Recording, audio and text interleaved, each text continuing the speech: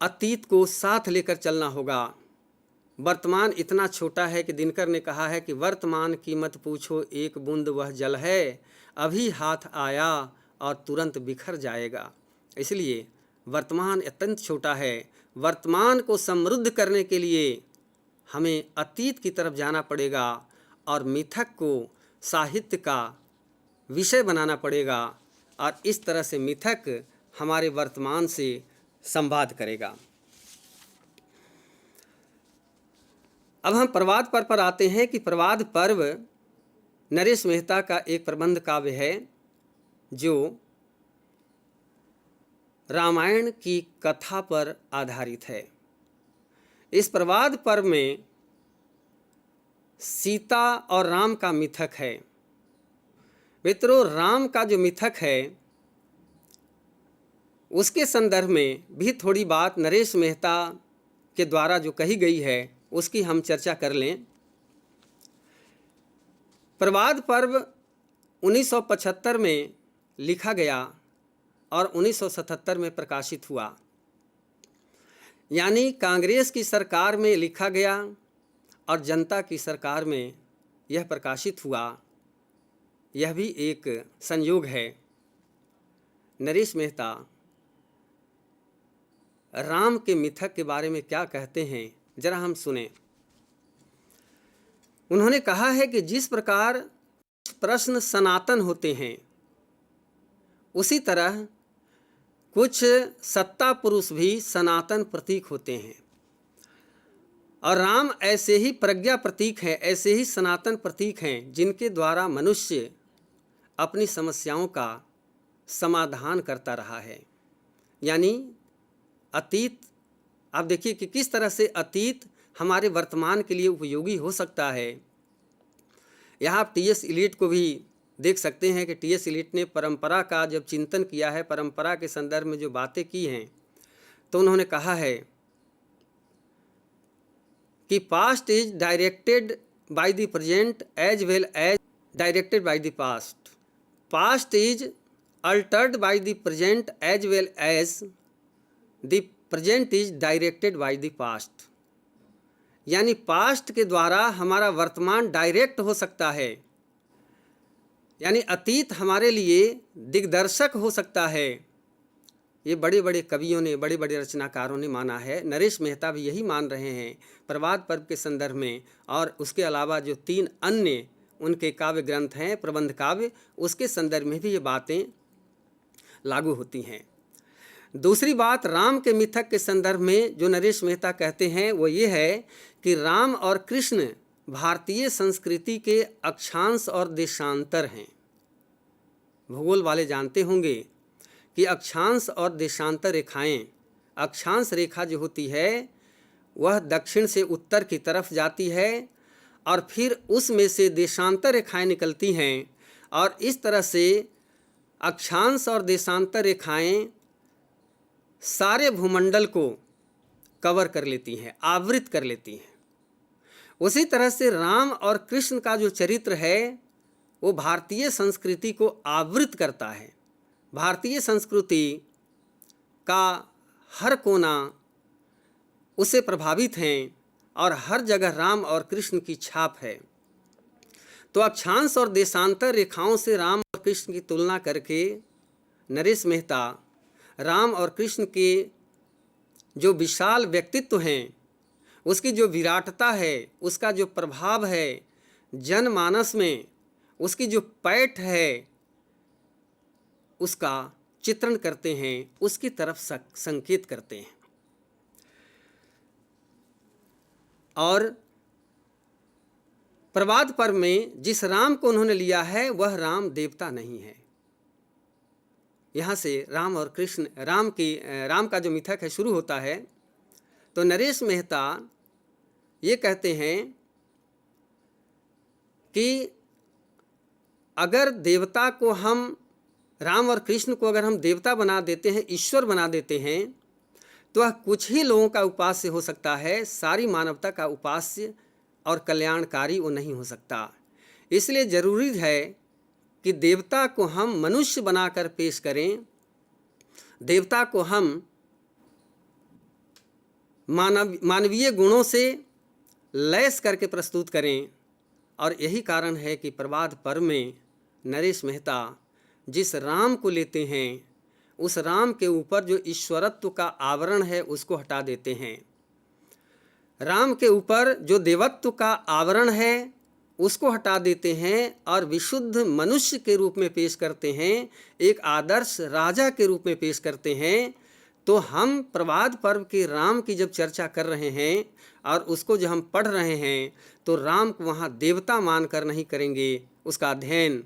और हमारे मन में अगर राम के प्रति एक उपासना का भाव है, एक आराध्य का भाव है, एक देवत्व और ईश्वरत्व का भाव है, तो उससे हमें मुक्त होना होगा।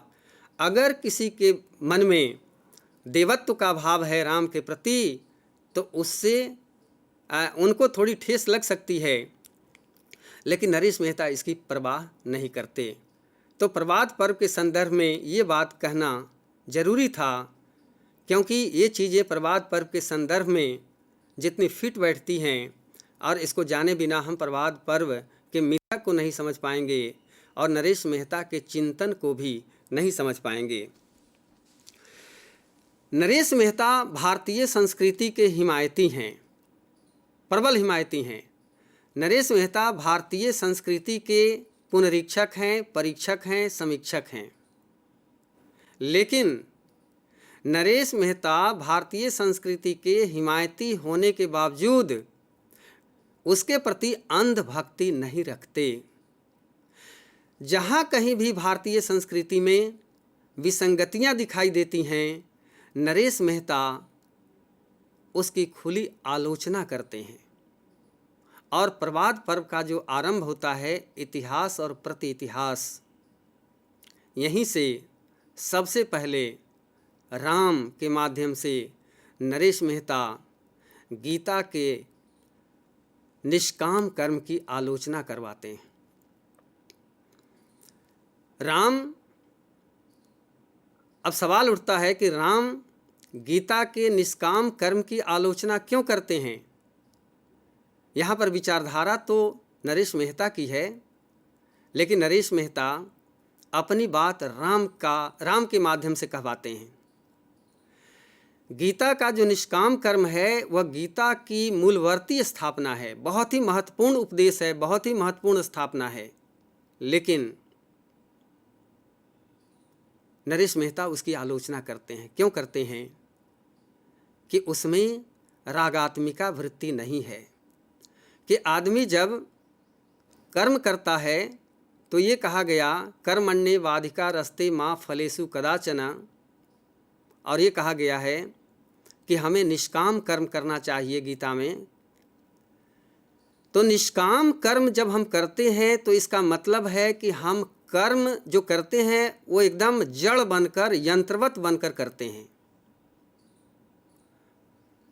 हमारे कर्म के प्रति हमारे भीतर कोई रागात्मक संबंध नहीं होता, दोनों के बीच कोई तालमेल नहीं होता। अगर हम कर्म के आशय को या अपनी मंजिल को हम सामने रहकर कर्म नहीं करते हैं, बिल्कुल निष्काम कर्म करते हैं, तो इससे यह होगा कि कर्म और हमारे लक्ष्य के बीच तालमेल नहीं होगा। हमारी रागात्मिका वृत्ति कटती जाएगी, हम यंत्रवत बन जाएंगे, हम जड़वत बन जाएंगे। राम कहते हैं इसका विरोध करते हुए कि क्या यही है मनुष्य का प्रारब्ध कि वह अपनी रागात्मिका वृत्ति से कट जाए, बल्कि उसके व्यक्तित्व को, रागात्मिकाओं को भी काट कर रख दे तलवार की तरह। यानी हमारे व्यक्तित्व से जो राग वृत्ति है, जो राग भाव है, वो कट जाएगा। मित्रों, प्रसाद ने कहा था कि राग भाव मेल कराता है और बुद्धि भेद पैदा करती है। मतलब कि आज के युग में जो मनुष्य इतना बुद्धिवादी होता चला जा रहा है, उस बुद्धिवाद का विरोध प्रसाद भी करते हैं और उस बुद्धिवाद का विरोध नरेश मेहता भी करते हैं। तो यहाँ पर देखिए कि राम जो हैं वो गीता के निष्काम कर्म की जो आलोचना करते हैं, इसका मतलब ये है कि हमारे भीतर का जो राग भाव है वो आज के युग में खत्म होता जा रहा है। उस राग की प्रासंगिकता को, उसके रहने को, संवेदना के नष्ट होने पर वो चिंता व्यक्त करते हैं। और यही बात दिनकर ने भी बहुत पहले उठाई थी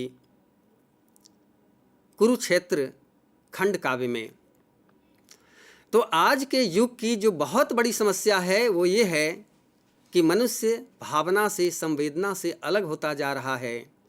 यहाँ पर प्रभात पर्व का राम उसकी आलोचना करता है और नरेश मेहता उसके माध्यम से करवाते हैं और ये कहते कि राग तत्व हमारे भीतर होना चाहिए। अगर वो नहीं है तो मनुष्य का जीवन वो ठीक नहीं है, बहुत बुद्धिवाद से प्रेरित होगा।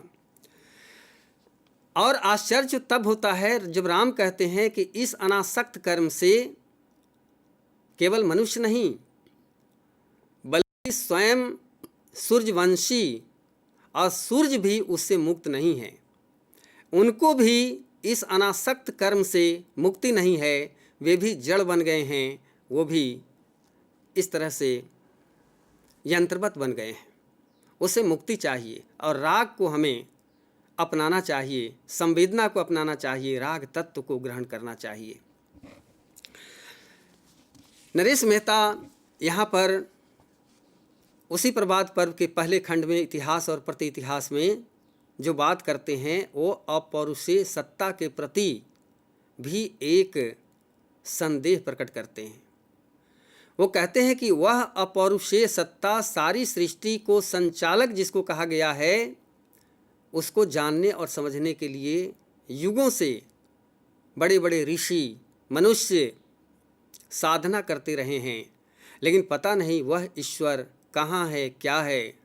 तो क्या हमें नहीं लगता कि जो आस्थावादी दर्शन है भारतीय संस्कृति का, उसमें आस्था है, उस आस्था के प्रति राम भी नरेश मेहता की विचारधारा के अनुरूप प्रश्न चिन्ह लगाते हैं, तर्जनी उठाते हैं, जैसे सीता के चरित्र के प्रति धोबी ने तर्जनी उठाई थी।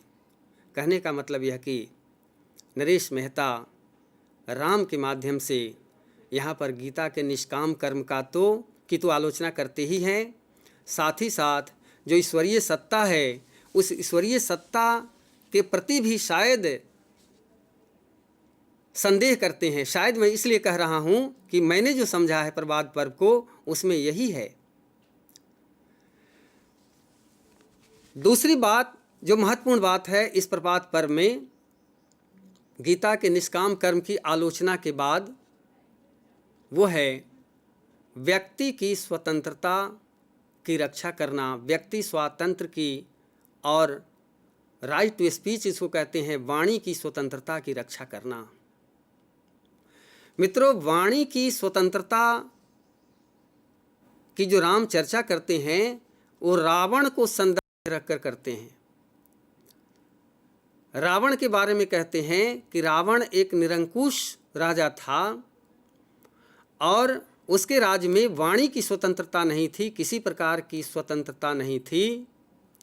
सारे राजे, सारे दिक्पाल, सभी देवता, सभी सिपाही और सभी प्रजा उसके सामने हाथ जोड़े खड़ी रहती थी। यानी उसकी वाणी ही कानून था और शासन व्यवस्था उसके समय में बिल्कुल ठीक नहीं था। यहाँ पर रावण की निरंकुशता, रावण की तानाशाही की बात कही जा रही है, लेकिन यह बात रिफ्लेक्ट हो रही है इमरजेंसी पर जो 1975 में लगाई गई थी। हम सभी जानते हैं कि जब इमरजेंसी लागू होता है तो मौलिक अधिकार वो निलंबित हो जाते हैं। न तो वाणी की स्वतंत्रता रहती है, न भाषण करने का अधिकार रहता है, हर प्रकार की स्वतंत्रता चली जाती है। और यही बात रावण के समय भी था और यही बात रावण के समय में भी थी और यही व्यवस्था इमरजेंसी में भी थी।